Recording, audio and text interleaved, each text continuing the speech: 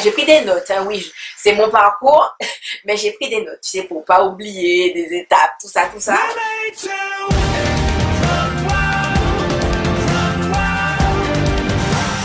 Coucou mes shiny, j'espère que vous allez bien. Je vous retrouve aujourd'hui dans une nouvelle série de vidéos qui sera sur la scolarité. Donc si je parle bizarrement, c'est parce que j'ai le nez bouché simplement. Je filme pas mal de vidéos aujourd'hui, donc vous allez me voir avec le même make-up, même tenue, bref. Tout est normal. Alors j'ai décidé de faire cette série parce que vous avez été hyper nombreux à me poser pas mal de questions dessus ces derniers temps. Enfin ces dernières années, j'avais pas spécialement pris le temps de répondre à tout le monde globalement. Donc je me suis dit que j'allais commencer cette série par expliquer mon parcours scolaire parce que je n'ai jamais vraiment pris le temps de l'expliquer étape par étape de ce que j'ai fait, etc. Alors pour ceux qui ne le savent pas, je fais une mini présentation. Hello coucou, je m'appelle Soline, j'ai 26 ans, je suis originaire de la Martinique. Donc pour ceux qui ne le savent pas, j'ai passé mon bac en Martinique à 16 ans. Donc c'était le bac S option physique-chimie. J'ai validé SVT alors qu'en fait non, j'étais en option physique-chimie, le LILOL. Ensuite, j'ai fait une première année de médecine. Donc je ne l'ai pas eu et j'ai redoublé. Je n'ai pas eu le concours non plus. Donc j'ai fait la première année de médecine 2 fois. D'ailleurs j'ai une vidéo, mon expérience en fac de médecine. Donc vous pouvez aller la voir.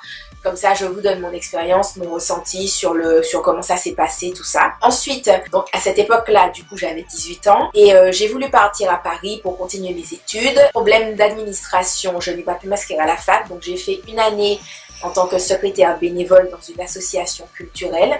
Et j'ai repris la fac donc à 19 ans. J'ai fait une licence d'économie, donc L1 éco, L2 et L3 économie option ressources humaines, donc RH. On avait le choix entre soit prendre gestion, soit prendre ressources humaines. Donc moi j'ai fait le choix de prendre ressources humaines. Ensuite j'ai fait un M1 métier des études du conseil et de l'information, option RH. Donc globalement, en fait, c'est un master qui a un long intitulé, mais globalement, pour moi, c'est un master d'éco. Très clairement, enfin voilà, je pars du principe que quand ton master a un intitulé différent, mais que tu as exactement les mêmes matières que tu as eu en L3, voilà, on est sûr de l'éco aussi. Donc, comme ça ne me plaisait pas, globalement, la licence depuis un moment, j'ai changé en cours de route, donc j'ai pas fait le M1 RH.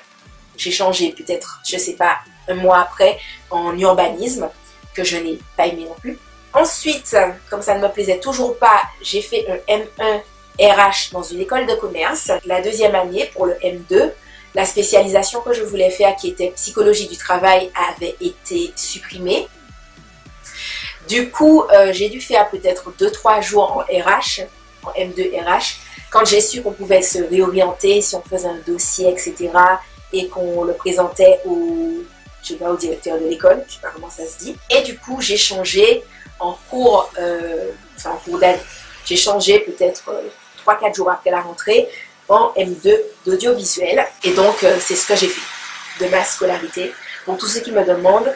Donc, ça n'a pas de réel fil conducteur. Et mais j'avais vraiment envie, si vous voulez, de me poser et de faire plusieurs petites vidéos pour discuter de tout ça avec vous. Parce que vous êtes nombreux à me parler de voilà, la scolarité. Parfois, on ne se sent pas à l'aise ou parfois on se sent perdu, etc.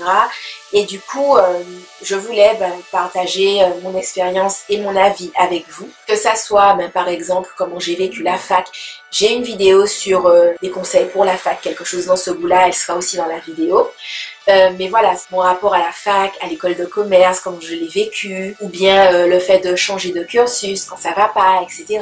Parfois aussi le fait qu'on sente la pression de la société ou parfois de ses proches parce qu'on est censé savoir ce qu'on veut faire. Et puis aussi comment mes parents ont réagi à certains changements que j'ai pu faire, tout ça. Donc ça va faire l'objet de plusieurs petites vidéos. Je pense que c'est beaucoup mieux sous ce format-là. Et en tout cas, j'espère que cette vidéo aura pu répondre à beaucoup de vos interrogations parce qu'on dirait que vous êtes super nombreux à vous être demandé ce que je faisais.